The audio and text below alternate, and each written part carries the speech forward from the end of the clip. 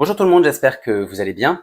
Aujourd'hui, à l'occasion du 11 novembre, qui célèbre l'armistice de la Première Guerre mondiale en 1918, je vous propose de me suivre sous l'Arc de Triomphe, place de l'Étoile à Paris, l'un des sites les plus emblématiques de la capitale française. Car au-delà de son architecture grandiose et de sa signification historique, vous le savez certainement, l'Arc de Triomphe abrite un monument intime et poignant, la tombe du soldat inconnu. Symbole de sacrifice et de reconnaissance, c'est un hommage silencieux aux victimes des guerres et un rappel constant du lourd tribut que la France a payé au cours de ces conflits. Cependant, bien qu'il soit placé au pied de l'un des plus célèbres monuments de l'Hexagone, peu de touristes, de Français et même de Parisiens connaissent réellement les origines et l'histoire de ce soldat inconnu. Alors, je vous préviens tout de suite, je ne vais pas révéler son identité, puisque, comme l'adjectif inconnu l'indique, nous ne connaissons pas son nom. En réalité, l'idée de créer un monument pour honorer les soldats tombés au combat remonte au lendemain de la Première Guerre mondiale, cette guerre mondiale qui a duré de 1914 à 1918 et qui a laissé derrière elle une génération décimée. Les pourparlers vont durer presque 2 ans. On évoque ainsi l'élévation d'un cénotaphe, peut-être sous l'Arc de Triomphe, ou encore l'inhumation d'un soldat inconnu, sans savoir où exactement. C'est donc cette seconde option qui va être retenue. On pense alors un temps à l'inhumer au Panthéon, mais ce choix ne va pas faire l'unanimité. En effet, ce soldat étant inconnu, il ne s'agit pas d'un grand homme célèbre à l'image des écrivains, scientifiques ou politiques qui y reposent, mais plutôt d'un très grand homme qui surpasse tous les autres, puisqu'il représente des millions d'hommes sacrifiés pour la liberté.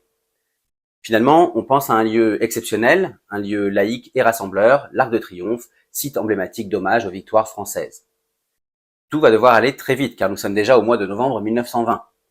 Ainsi, le 9 novembre, un corps non identifié est choisi parmi 8 victimes des tranchées du front de l'Est. Il doit représenter l'ensemble des combattants français tombés au champ d'honneur.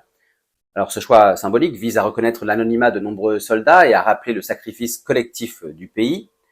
Le cercueil contenant le corps du soldat inconnu est ainsi transporté dans la nuit du 9 au 10 novembre 1920 depuis Verdun, site tragiquement symbolique des combats de la Première Guerre mondiale, jusqu'à la place d'Enfer-Rochereau à Paris, où il est installé dans une chapelle ardente. Nous sommes maintenant le 11 novembre 1920, donc le lendemain, 2 ans après la signature de l'armistice. Ce jour-là, une cérémonie funéraire est organisée à Paris. Un cortège transportant le cercueil du soldat inconnu, recouvert du drapeau tricolore, part depuis la place d'Enfer-Rochereau pour gagner l'Arc de Triomphe. Il est suivi par une famille fictive et par une foule de milliers de citoyens. Arrivé en haut des Champs-Élysées, le soldat inconnu est placé dans la salle des Palmes, à l'intérieur de l'Arc de Triomphe, parce qu'en effet, les décisions ayant été prises rapidement, la tombe n'est pas encore prête pour l'accueillir. La cérémonie d'inhumation aura ainsi lieu quelques mois plus tard, en janvier 1921, le 28 exactement. Le cercueil est alors placé dans une tombe creusée à même le sol et des personnalités officielles, dont le maréchal Foch, assistent à une cérémonie solennelle. 2 ans plus tard, sur l'idée du journaliste et poète Gabriel Boissy, une flamme éternelle est allumée à côté de la tombe du soldat inconnu, une flamme qui brûle encore aujourd'hui.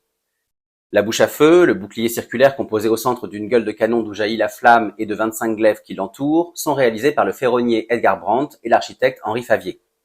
Sur la tombe, on peut désormais lire « Ici repose un soldat français mort pour la patrie ».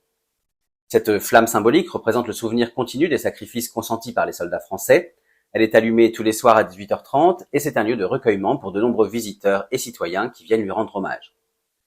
Finalement, et de manière plus métaphorique, le monument du soldat inconnu, et accompagné de la flamme éternelle, ne sont pas simplement des symboles de guerre, mais aussi des rappels de la paix et du devoir de mémoire. Ils rappellent aux générations actuelles et aux générations futures l'importance de préserver la paix et de respecter le sacrifice de ceux qui ont donné leur vie pour défendre leur patrie et pour défendre la liberté. Chaque année, des cérémonies de commémoration ont lieu sous l'Arc de Triomphe, et en particulier le 11 novembre, date de l'armistice de 1918, ou le 8 mai, date anniversaire de l'armistice de 1945, qui lui met fin au combat de la Seconde Guerre mondiale. Il s'agit ainsi d'honorer les anciens combattants et de rendre hommage aux soldats tombés au front. Le soldat inconnu sous l'Arc de Triomphe, lui, est un rappel émouvant de l'humanité et de la solidarité en temps de guerre. Il incarne le respect, la reconnaissance et l'hommage éternel à tous ceux qui ont donné leur vie pour leur pays, en l'occurrence ici pour la France, et pour la paix. Voilà, j'espère que cette anecdote vous a plu et que vous penserez à cette histoire et à rendre hommage aux soldats inconnus quand vous passerez devant l'Arc de Triomphe à Paris. Quoi qu'il en soit, je vous remercie pour votre écoute et je vous invite à visiter mon blog, lescarnetsdigor.fr, pour retrouver l'article illustré concernant cette anecdote, mais aussi les visites de mes lieux historiques et culturels favoris à travers les articles et les podcasts dédiés.